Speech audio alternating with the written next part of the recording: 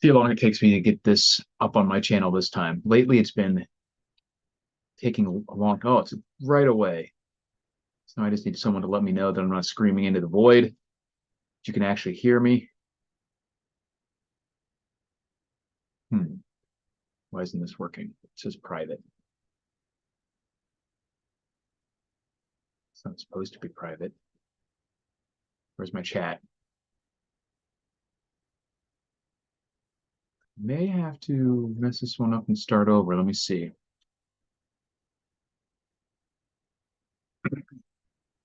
Just hold on for a second if you are watching and you can hear me. There it is. All right. Let me know if you can hear me. I see the chat box. I'm a complete Philistine. Luckily, I have flawlessly awesome hair. All right. Algeria. What's up, Ahmed from Algeria? Jason Schmidt. All right. You guys can hear me? You can see me? Good deal. Good deal.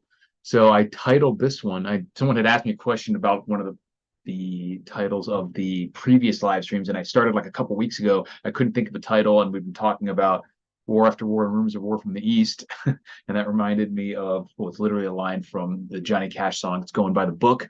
So I just continued each week after that, instead of having to think of a title, with the next line in the song, or paraphrased at least, because the actual line of the song is "Good mothers cry when the rivers run high with the blood of too many sons." And we're going to be talking about expanded war and what it looks like going forward. And so it's actually an apt. And actually, JJ had a similar video for similar to his title anyway. How's the back? Back is doing good, man. I'm happy. I cannot complain at all about from the way things have turned out so far. It's only literally been 6 weeks, and if I don't do anything weird, I have no like real pain or anything from the surgery.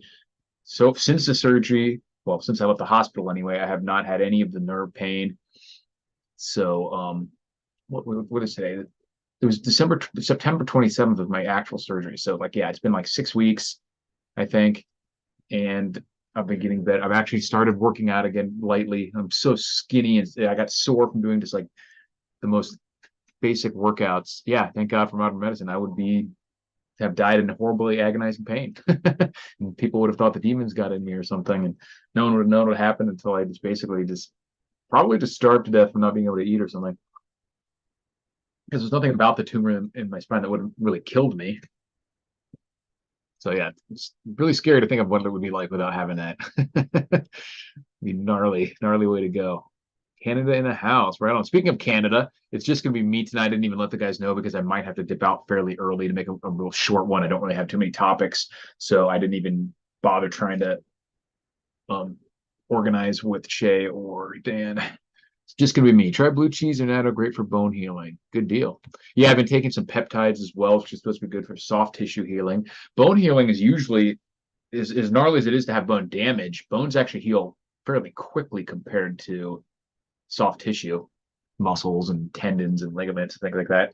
Lot less, or a lot slower and a lot more fickle. But yeah, so we're gonna talk about War 3 because it's getting gnarly. And as I've said for a while, stuff just continues to expand. We're seeing some weird developments in kind of like I expect to see something happen in Ukraine probably within the next something significant break one way or the other within the next probably 3 to 6 months. I don't know, that sounds like a long time, but I'm talking like a major because it really seems like the Ukrainians are starting to falter infighting. And when a lot of the West's and US efforts are being diverted now to the Middle East, which may have been the plan all along. Who knows if any of that was instigated or at least supported or whatever by Russia just for that purpose. I don't tend to think so, not 100% at least. It's a possibility. Certainly seems to have been beneficial for them in the short term to take away all the focus and some of the resources at least. And but they haven't stopped sending money to Ukraine. But we're seeing infighting among the Ukrainian regime to the fact that maybe I wouldn't be surprised if we see some kind of coup or something. And we definitely could see, and I definitely there's been a lot of I don't want to call it stalemate, but it's been a very intense fighting, not a lot of movements of lines one way or the other. Rumors about Russia taking serious losses, things like their S-400 systems getting damaged and whatnot. But I do think that the way you're not just going to slowly take over the whole country. It's going to get to a point where eventually one of the sides breaks, and then it'll be a flood. And the exception to that would be if they decide it's getting too expensive and just to come with some sort of deal, which I think the time for doing that would have been within the last several months when it was getting very tough and expensive for both sides, and then to make a deal then, not as they continue to attrit the Ukrainians to the point where they're not going to be able to maintain the level of fighting anymore.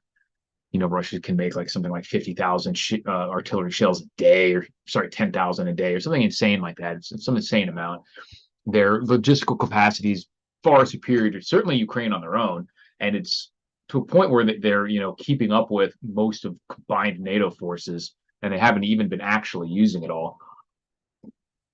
And yes, they have a bunch of issues as well, but like I said, they're continuing to show that they can absorb a ton of resources in that fight.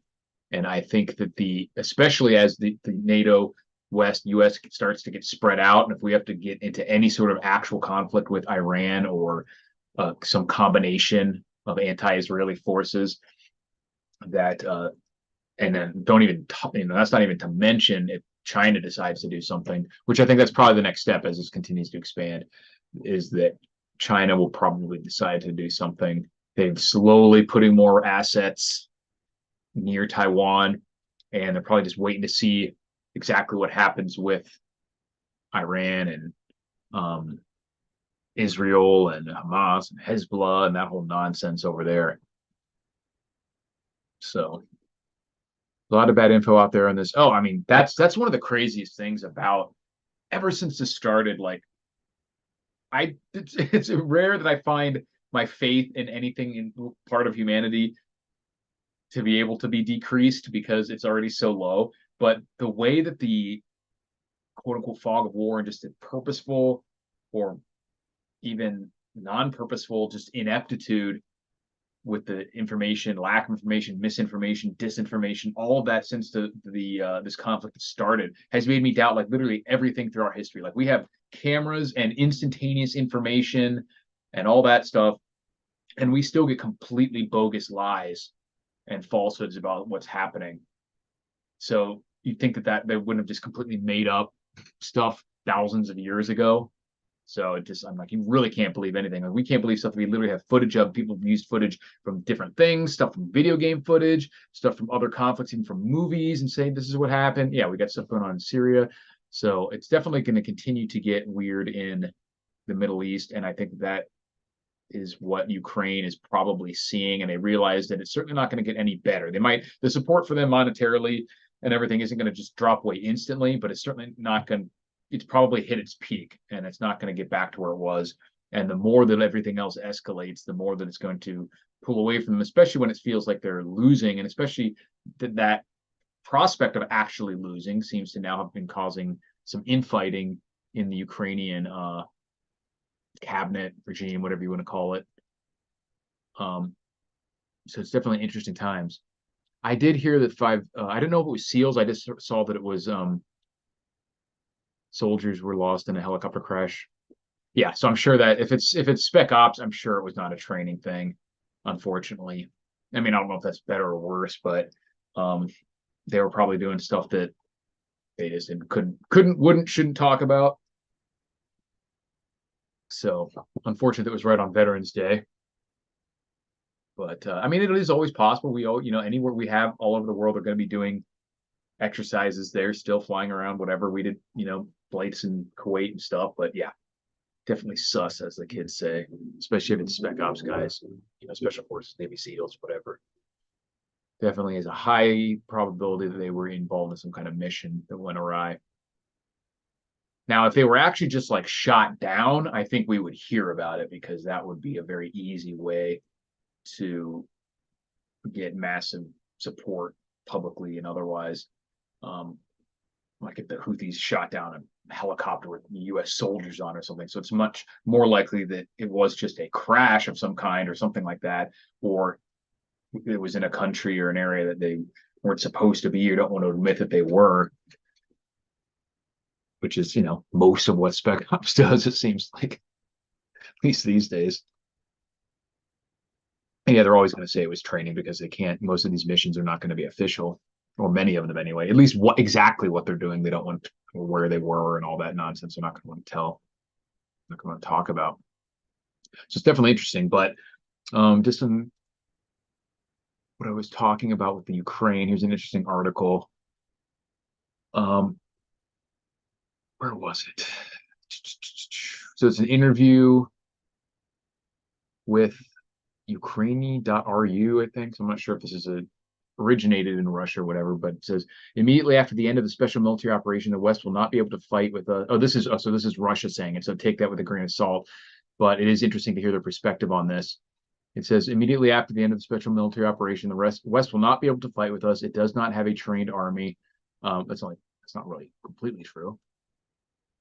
It will not accumulate the required amount of resources. That may be true. It has no plans for war with Russia. That's probably partly true. There's always going to be some level of war gaming that happened, but I do think they have no actual plans to go to war with Russia, because that would just be such a boondoggle.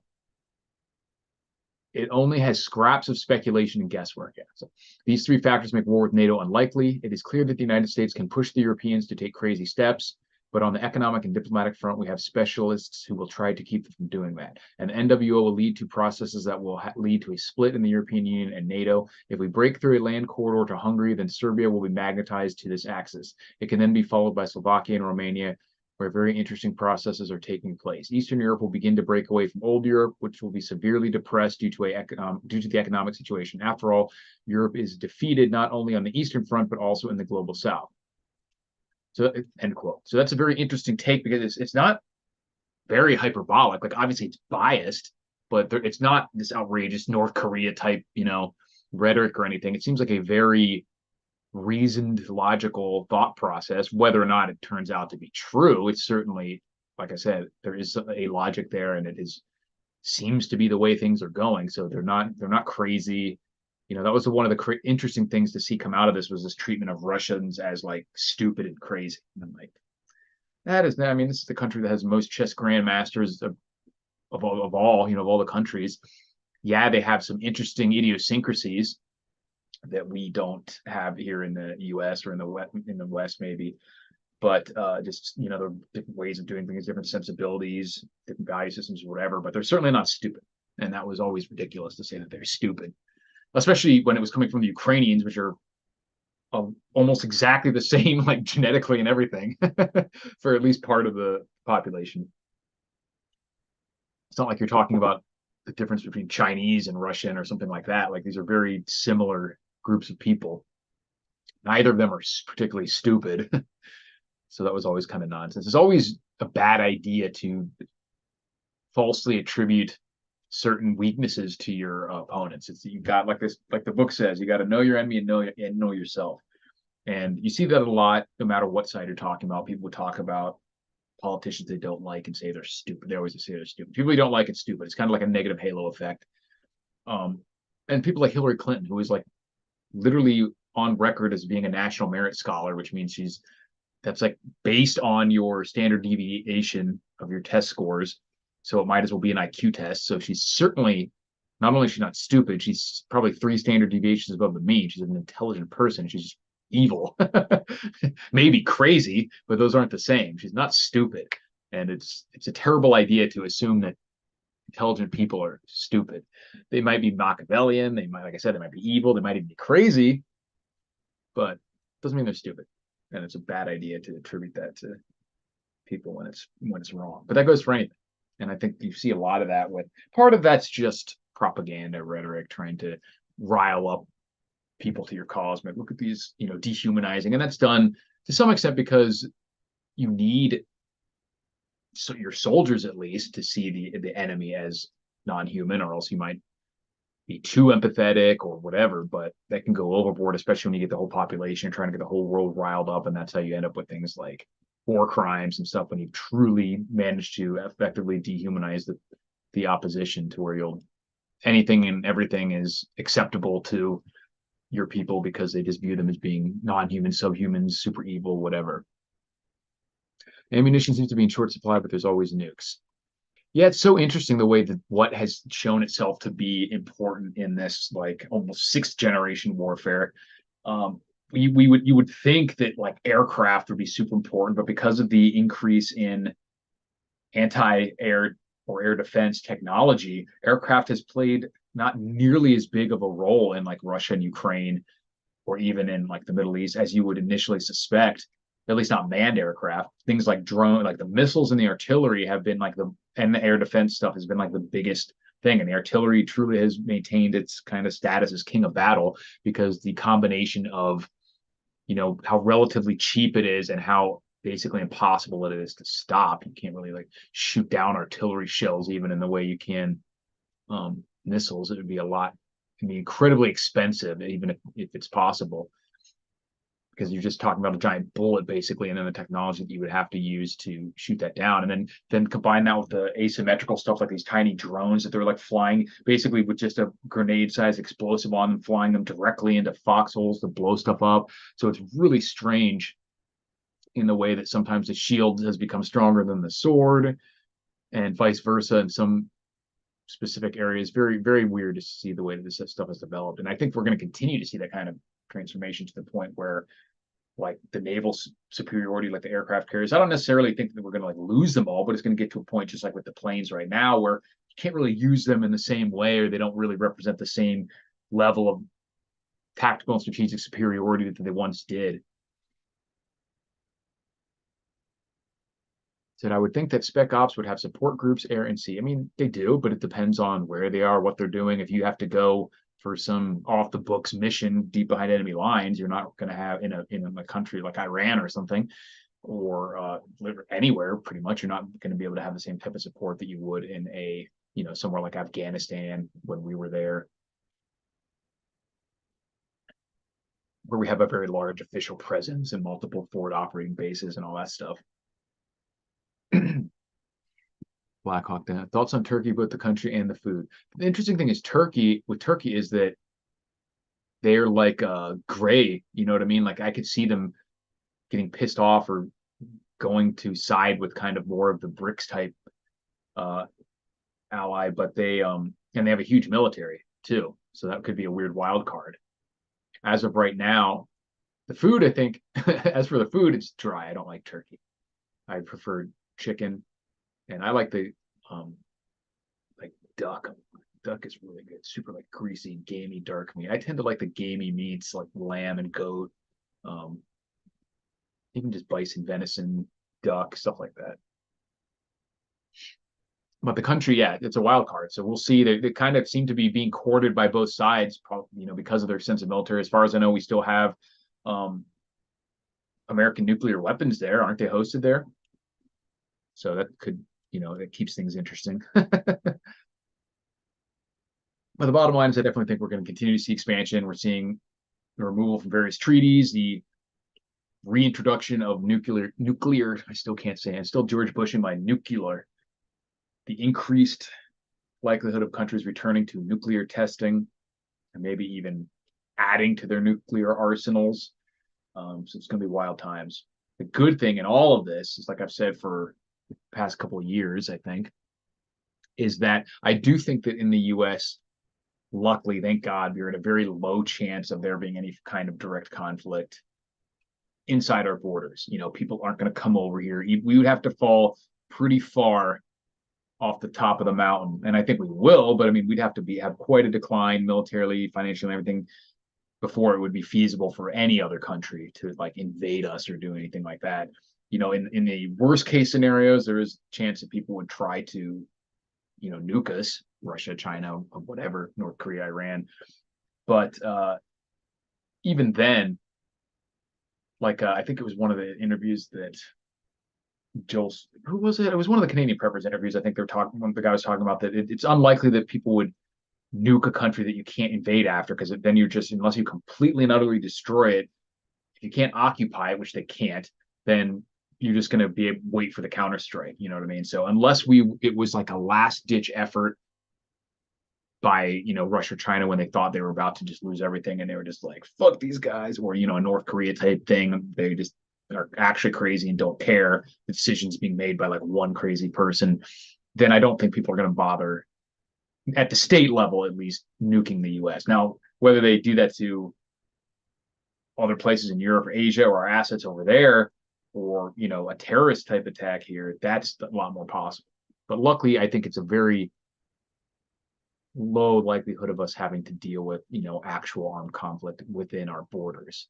So we're very lucky in that regard. But it's not off the table, especially as things continue to get worse and worse and worse. I think for us, the big problem is going to be, as it's continuing to get worse, at the same time that our economy is, our completely hollow zombie economy is starting to crack, that it's going to make it even worse. I could see Jason Schmidt says I could see drone swarms one day to take out strategic aircraft. Yeah, exactly. I mean, tiny little explode or like underwater drone swarms. When you can make things that small and cheap, and it's a lot harder to like shoot down an aircraft than it is to a tiny cheap one than it is to make it. The balloons have shown this. Like it takes like a $50,000 or $500,000 missile to shoot down a $5,000 weather balloon type thing. So there's all sorts of weird asymmetrical type attacks that have kind of come out. So Chris Diesner, if you guys have any other topics. I'm not going to go too long tonight because I do probably have to take off and eat some dinner, but I wanted to cover. Definitely interesting. Let me know what you guys think about what you think is going to happen with Ukraine. Do you think it's Russia's finally going to run out of ammo? The 13th time will be the charm. Or are we going to see some sort of weird sort of coup or something in Ukraine? Or will it just continue to kind of fester over there until they end with like a ceasefire and the lines stay pretty much where they are? I tend to think it looks like that if things don't change, that there's going to be a break and Ukraine's in bad shape if they can't get like basically troop infusions. I've always said that was the case. Like we can give them as much money as we want. Eventually they're going to run out of people. Not, literally zero, but they won't have enough to stop the Russians from just continuing to push forward, especially when you add in the logistical stuff. It's always about logistics. USMC birthday balls were canceled for security concerns. Yeah, a lot of weirdness going on. A lot of weirdness. It's only going to get worse. But I do think that obviously you got to have your basics squared away: food, water. I think, like I said, for the U.S., luckily, the direct military type conflict from other states is low. The conflict, though, is the chance of conflict in the U.S. is super high. We're already seeing it. It's just going to be other, groups that are already in the U.S. fighting with each other.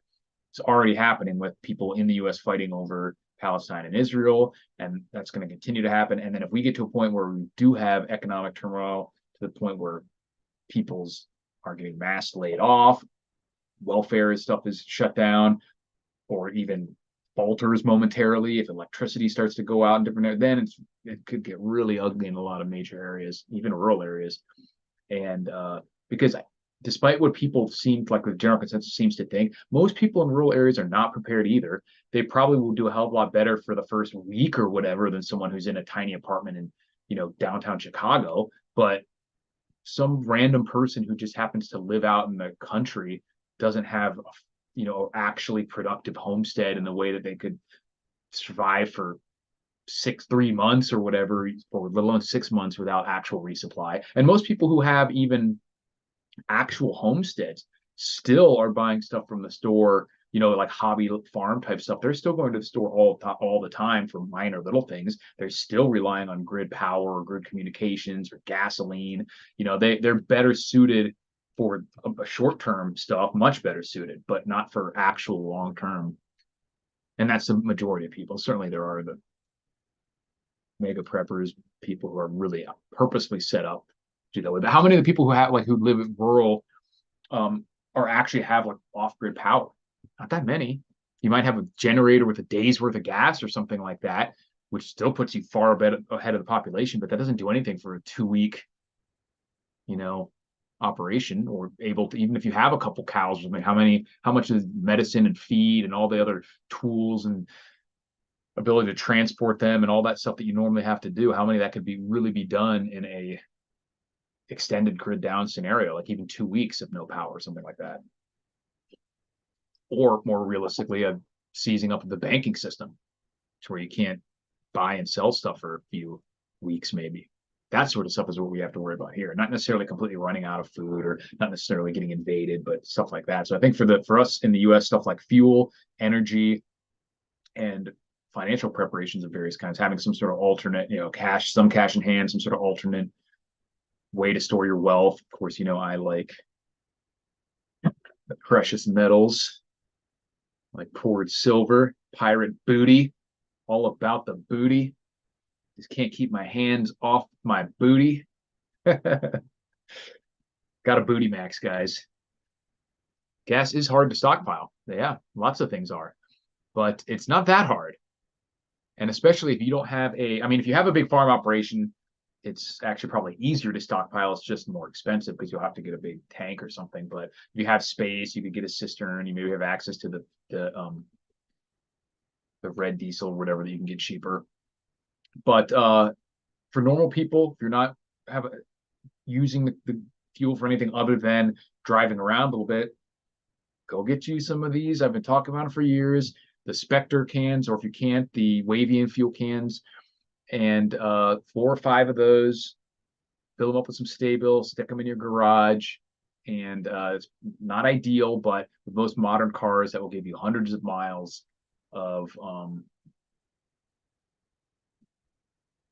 why did my brain seize up? Hundreds of miles of ability to travel.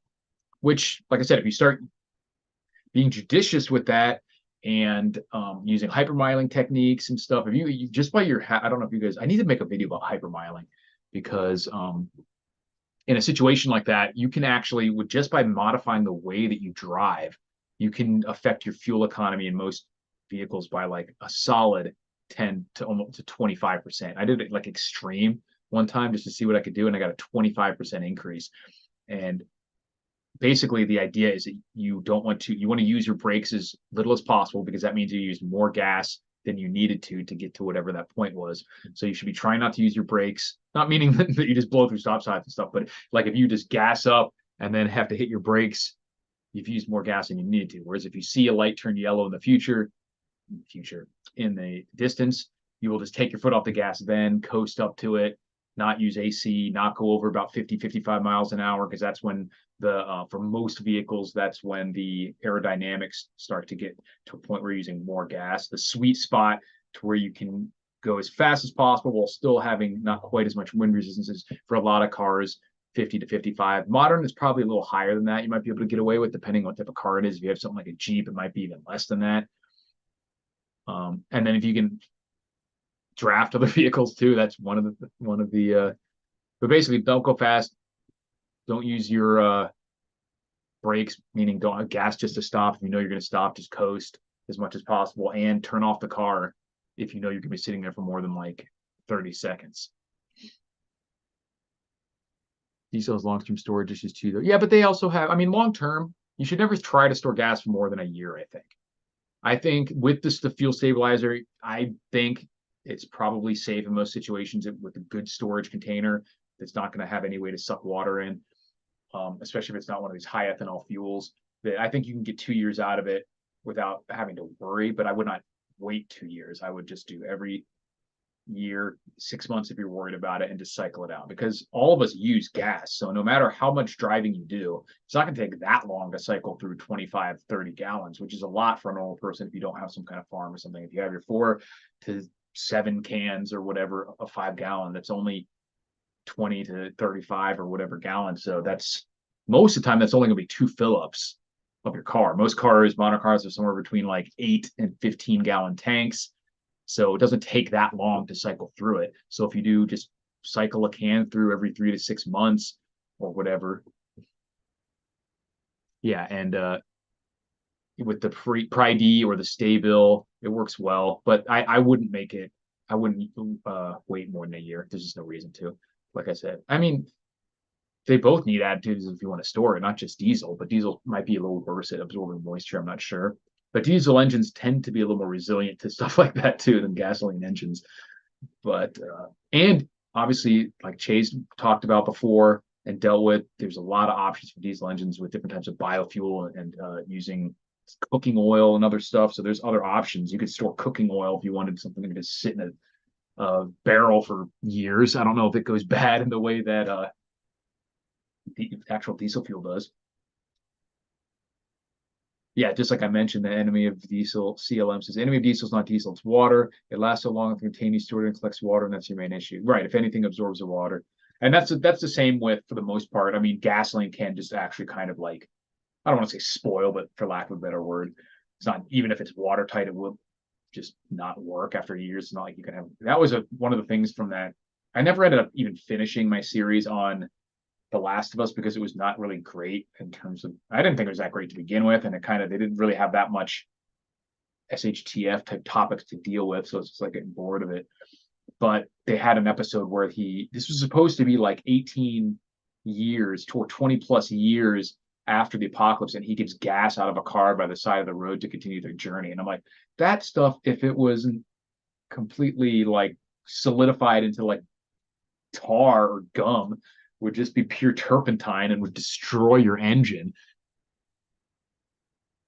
It'd be better to put like vodka in your engine and still blow it up, but it would be better than putting 20-year-old gasoline. It's horrible.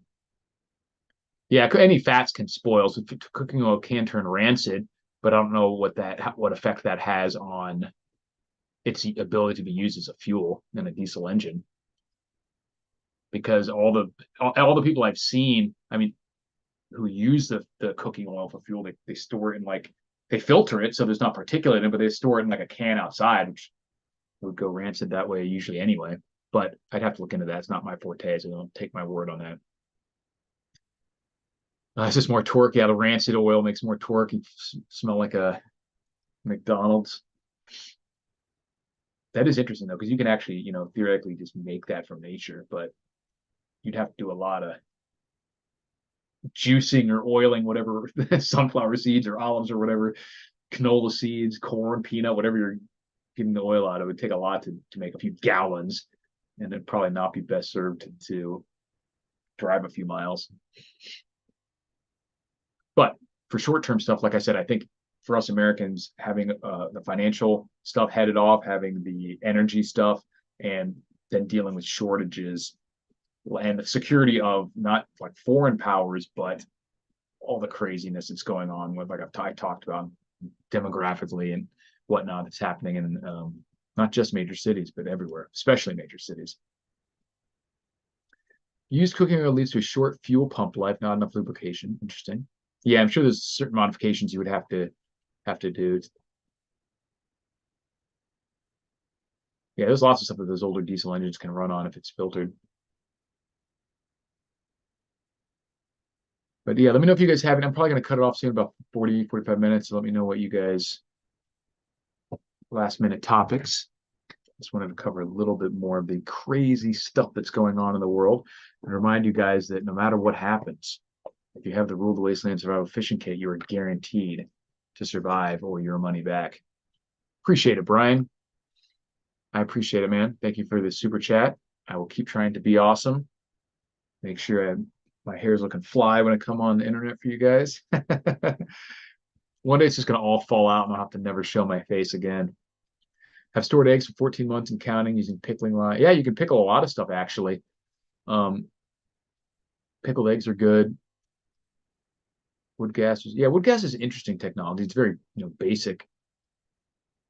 But you could, and someone mentioned, I forgot I read it, but didn't say anything about propane generators. Propane stores really well. The propane itself never goes bad. It's limited by if there's any leaks in the storage container, which most technically have, small vacuum leaks. It would eventually, over maybe dozens or even hundreds of years, might slowly leak out, even without officially what we would consider a leak. But for practical purposes, if the thing doesn't have a real leak in it, the gas does not go bad. So if you have a way to use propane, storing propane is super easy. You can have the tanks just sitting there. Certainly you can get all the camp size ones up to the 20-gallon ones or 20-pound ones. They have 50-pound all the way up to the big tank style one that you can put in your backyard and have the truck come by and fill it up. And the stuff lasts forever. It can be used for power generation and then obviously heating, cooking, whatever. Not pickled eggs, fresh eggs. They're still shelled like normal. Interesting. North Korea legit has mill trucks that run off wood gas right now. That is wild. Getting it done one way or another. Yeah, it's interesting with them because it's interesting how much trouble they can cause by being so backwards, but yet so like relatively resilient. So many other countries would have completely and utterly collapsed by now with the stuff that they've had to deal with. Yeah, dual fuel generators of propane or gas, which is really cool. What I don't have a good sense of because I've never used one is how much propane, like how long or how much power you could generate with like a one of those normal 20-pound propane tanks. Are they even 20-pound, 15-pound? What is the normal like Lowe's style propane tank? Is that a 20-pounder? But like I know how generally I have an idea in my head of how long you can run like a generator with like a 5 gallon can of gas. But is that equivalent? Would the can of propane be equivalent? Is it last longer, last less? Let me guys know if you have any of you guys who have used propane generators because I really almost no experience with them personally. Right out here, I'm relying on solar for my Zendir power station, which is not massive. Certainly can't give me as much juice as like a real gas generator, but for all the normal stuff, it's got a really can handle a solid load to the point where I can run microwaves off it and heating elements, stuff like that, like coffee makers and things that power tools that have a really high spike of initial draw and to still handle it. And then mainly I have it for the freezers. It's not too many other things that I need to use that have power. And if I do, I have other little battery packs and small solar panels where, lights nowadays with LED technology take almost no power, which is awesome. All right, TW, thanks for swinging in. It's past his bedtime, he said. 20-pound tank can run for 9 hours at 2,000. That's a lot from 2,000 to 3,000 watts. So that's solid. So you have 5 cans, you know what I mean? And you got a whole week's worth of power, basically. That's awesome.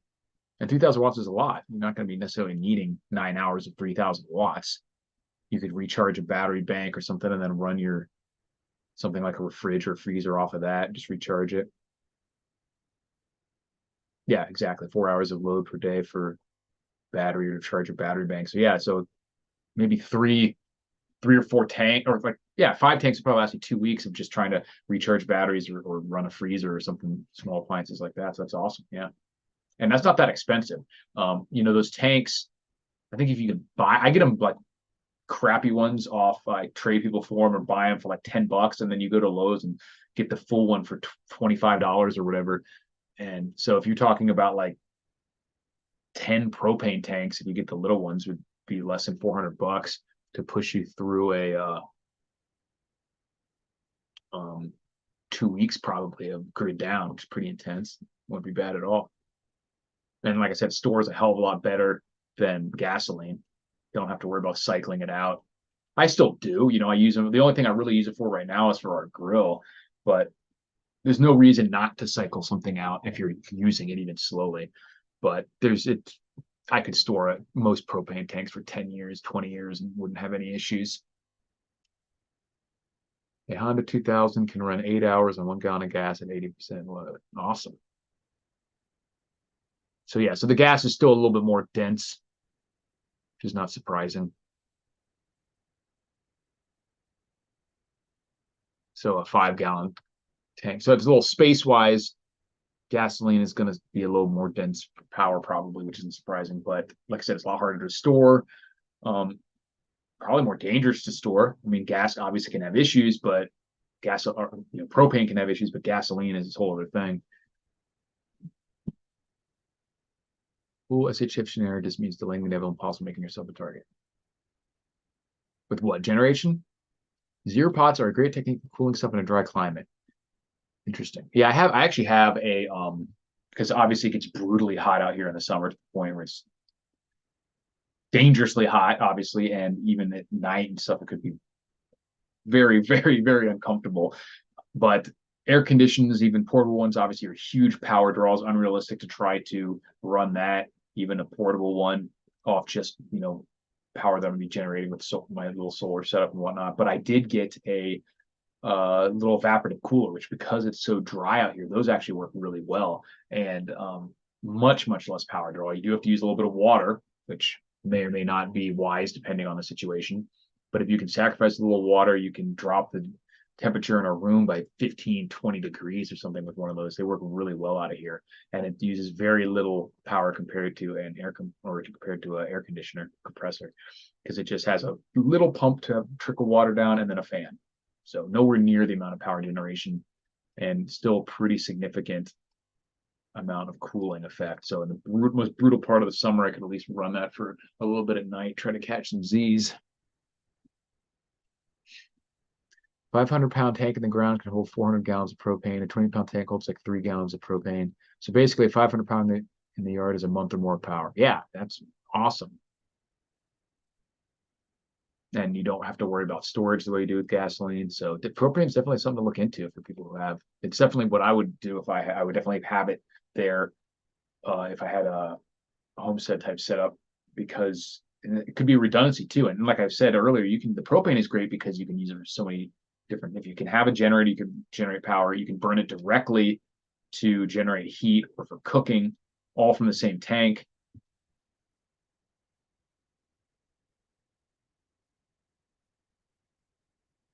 It says ambient heat is propane tank's worst enemy. Pressure relief valve burps, does its job, but you lose propane. Yeah, you don't want to let them get totally cooked, but if you can bury them and whatnot.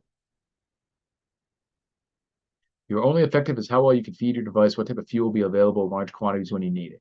Yeah, that's what it comes down to. Logistics, just like we're talking about, and it could be at an individual level. And I don't expect a complete, the swamp cooler, evaporative cooler.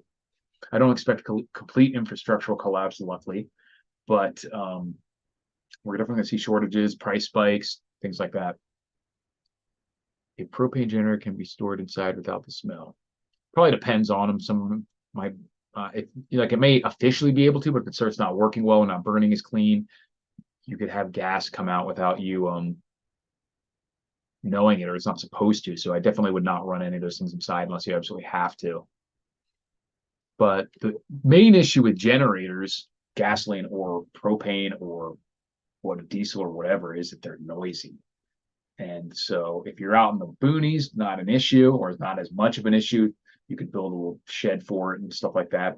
And you can still do that if you're in the suburbs or whatever, but you're not going to be fooling anyone. You know, it might not be able to be heard 2 neighborhoods away, but everyone around you still going to hear it. So if you're the only one with running that thing, that people are going to know about it. So still better to have it than not, but it's going to be a beacon to anyone who's like, what's going on over there? That's why Obama had 3 1,000-gallon propane tanks put at his house. Yeah. Cool, guys. So I appreciate you tuning in. I will probably hit up Shay and Dan to try to get them on next week. I just knew I wasn't going to be able to stay for too long tonight. And I didn't really have 100% topic set aside, but Lucia Cincinnati says a propane powered generator should not be running nonstop, a huge waste run just to get enough to get the shower, charge up items right. Yeah, exactly.